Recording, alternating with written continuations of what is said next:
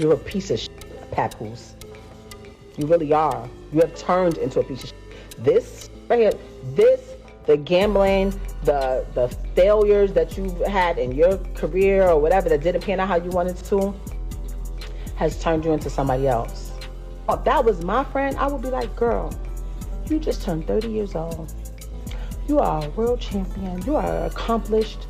You have made it from out the ghetto, from the slums, from the depths of Flint, Michigan. You don't got no kids. You have your whole life ahead of you. Well, why are you attaching yourself to this 47-year-old man that doesn't have anything going, has no career, no job, no income, except for the income that he's claiming off of your percentage? Papoose is a part of you. Indeed, you are. Here, you have become a part of this. Your professional failures, your gambling, or anything else that didn't work out the way you imagined have made you into someone else. I would say to my pal, girl, you just turned 30 at that point. You've won a global championship. You've succeeded. You've emerged from the depths of Flint, Michigan slums, the ghetto, and beyond. You don't have any children. Your entire life is still ahead of you. You're a world-class athlete with the ability to quiet whole arenas. So, why are you tying yourself to this 47-year-old man who has nothing going on? No career, no work, and no income other than the money he's taking from you, your percentage. Rapper Papoose, on the other hand, is a man balancing side stories, ex-wives. And now accusations that make soap operas seem mild. Additionally, there is Remy Ma, the ex, who doesn't hold back. We're delving deeply into exposes, betrayals, and receipts tonight that range from the recording studio to the boxing ring. Stay still, since this is a terrible he said, she said situation. And believe me, there are more complexities to this case than a championship repeat. The tale becomes chilly at this point. Claressa is being pulled into this situation not just because she fell into it. And put my number out on her page that got 10 million followers. She did that. Putting everybody in our business, letting them know that me and Pap was... World-class athlete Claressa Shields quiet huge crowds. Rapper Papoose, on the other hand, is a man balancing side stories, ex-wives, and now accusations that make soap operas seem mild. Additionally, there is Remy Ma, the ex, who doesn't hold back. We're delving deeply into exposes, betrayals, and receipts tonight that range from the recording studio to the boxing ring. Stay still, since this is a terrible he said, she said situation. And believe me, there are more complexities to this case than a championship repeat. The tale becomes chilly at this point. Claressa is being held accountable for allegedly perpetuating the same pattern she previously denounced, in addition to slipping into Pap's sphere. According to Remy Ma, she warned her. It's a real one. I know the procedure when somebody goes to prison. I know the procedure. So it was never about infidelity. When I came home, I went straight through that phone immediately. I know what was up. When I had to fight baby mothers at mother-in-law's houses on Thanksgiving, I knew that girl wasn't lying about what she was saying was going on while I was saying. I knew she wasn't lying. I just was mad. I knew she wasn't lying, though. If we keeping it a bean, I knew she wasn't lying. You refuse to tell people, hey, me and Rem haven't even slept in the same bed since May 2022. You don't want to tell nobody that. You were so wrapped up in the whole black love thing. That was your thing. That was the only thing you had. And I realized that. And I respected that. You know what? I don't need to be out here telling people you ain't this and you ain't got this and you ain't doing this and you ain't that. Whoever get you, they'll see. What women? How do y'all think y'all know what people? What do you tell somebody being broke to y'all? Because I see a lot of this like upgrade, downgrade. So and so's broke. This one's broke. Like, what are y'all talking about? Like, y'all don't know what people have. Actually, my ex might be the least income making person that I've ever been with. Ever. Everybody included. It's my house because I paid for it. All 1 million, 0.3, whatever it was, I paid in cash. With my name on it only. I take care of the kid. I take care of this. So I sit here. You go, you move over here. You're a piece of shit, Papoose. You really are. You have turned into a piece of shit. This right here, the gambling, the failures that you've had in your career or whatever that didn't pan out how you wanted to, has turned you into somebody else. If that was my friend, I would be like, girl, you just turned 30 years old. You are a world champion. You are accomplished. You have made it from out the ghetto, from the slums, from the depths of Flint, Michigan. You don't got no kids. You have your whole life ahead of you. But why are you attaching yourself to this 47-year-old man that doesn't have anything going, has no career, no job, no income, except for the income that he's claiming off of you, your percentage, because he's your manager? Got you out here talking, looking crazy. He's the one that don't want to sign, don't want to get his stuff out of his ex-house. Doesn't be there for his child that he begged for, but telling you he wants another one. Let me guess. He's telling you he want a son, right? He has a son. He has a son. He just doesn't like his son's preference, so he acts like he doesn't have a son. He has a son. We have a son. I would be telling you, girl, get your from over there. What are you talking about? That's what I would be doing. She is shown as both the accomplice and the victim. People enjoy nothing more than watching the powerful falter, and that dichotomy is what drives the drama. Pap launches a counterattack, bringing into the public eye physical altercations, vacation, pictures, and receipts. This is a classic reputation defense, people. You launch bombs of your own when someone threatens your reputation. Let's for credibility. The greater criminal in these kinds of relationships isn't even infidelity.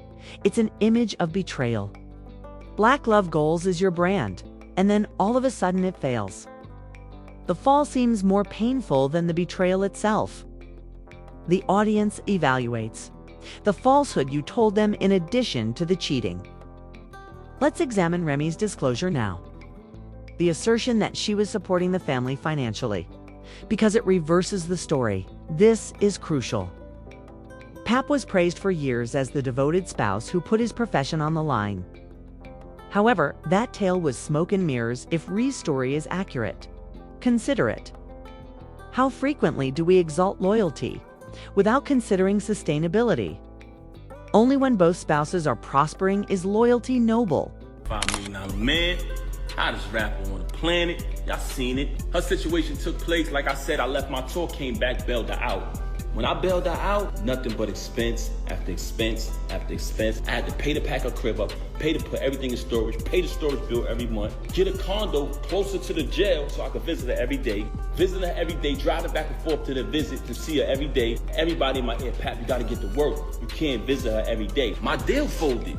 I exhausted all my funds. I had to get back to work. That's why I only visited her every day for a year straight. But after that, I had the space to visit out to like 3 times a week. Never missed a Christmas, never missed a Mother's Day, never missed a single holiday I was there. Took care of the kids, took care of my stepson, took care of you, fed you, did everything for a year straight without working. There came a time where if her son needed certain things, if she had something in her account or whatever, she had to take care of it. If she could, she did. But for the most part, I did. Every single thing. That wasn't the first time I caught her cheating.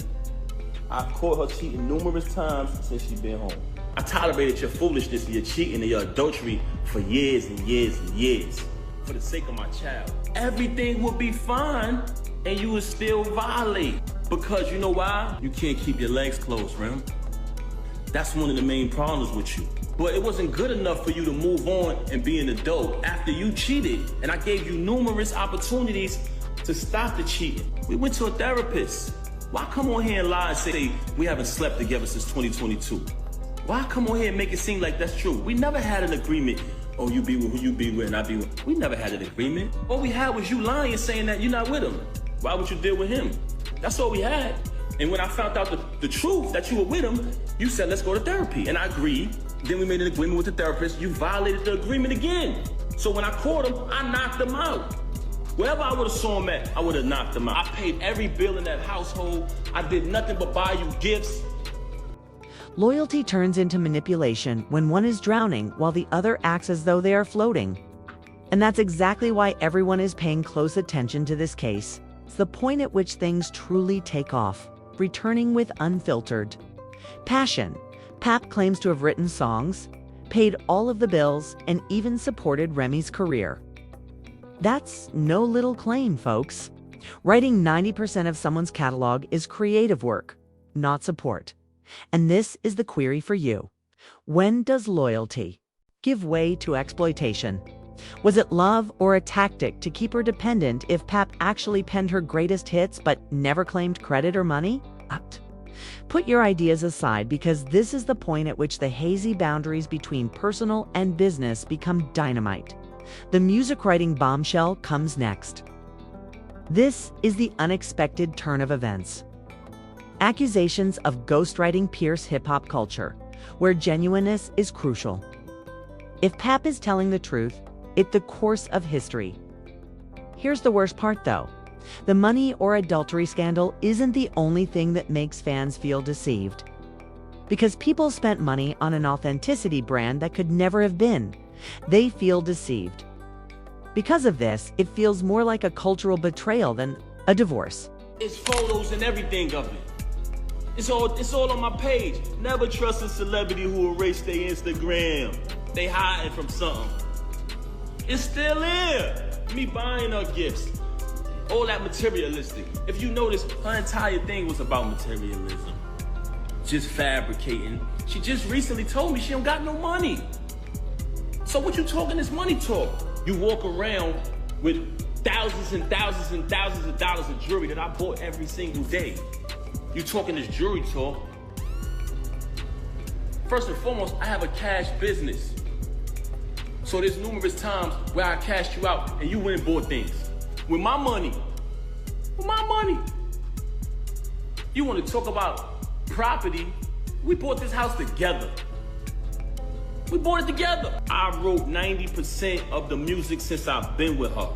And if you come around me and you type a keyword from any one of her verses, it pops up in my phone with the date that I wrote it. I wrote one of your biggest records, man. One of your biggest hits. So you want to downplay me as an artist when I wrote one of your biggest hits. That's so sad. Look at the comments. They know what I wrote.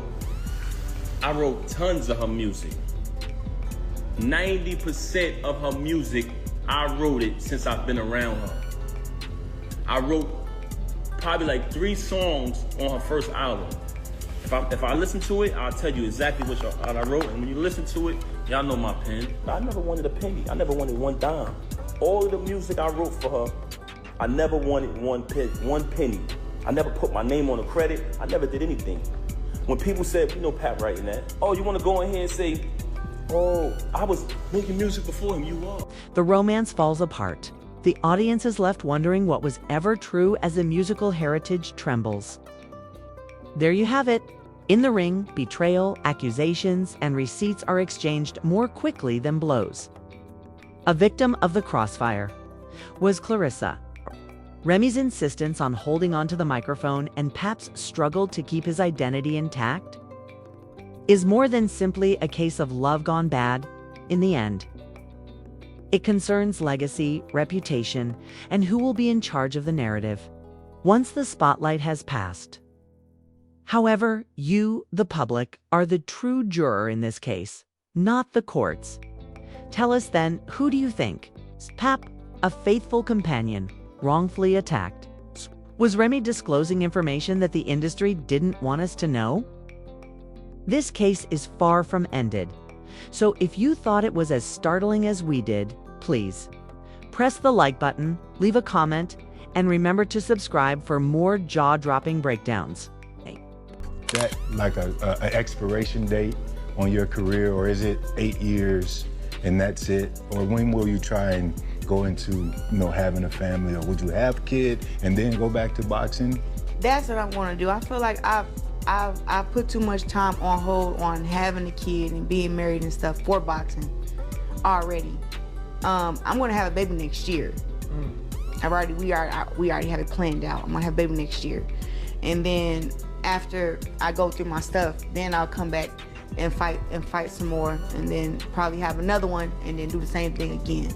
Like, I don't want to wait till I'm, 40, 43, whatever, after my career to have my kids. Right. I want to be able to run at the park with my kids and stuff like that. I don't want to be too old. So I think that keeping my body in shape, I don't drink, I don't smoke, I think that'll also help me too while I'm going through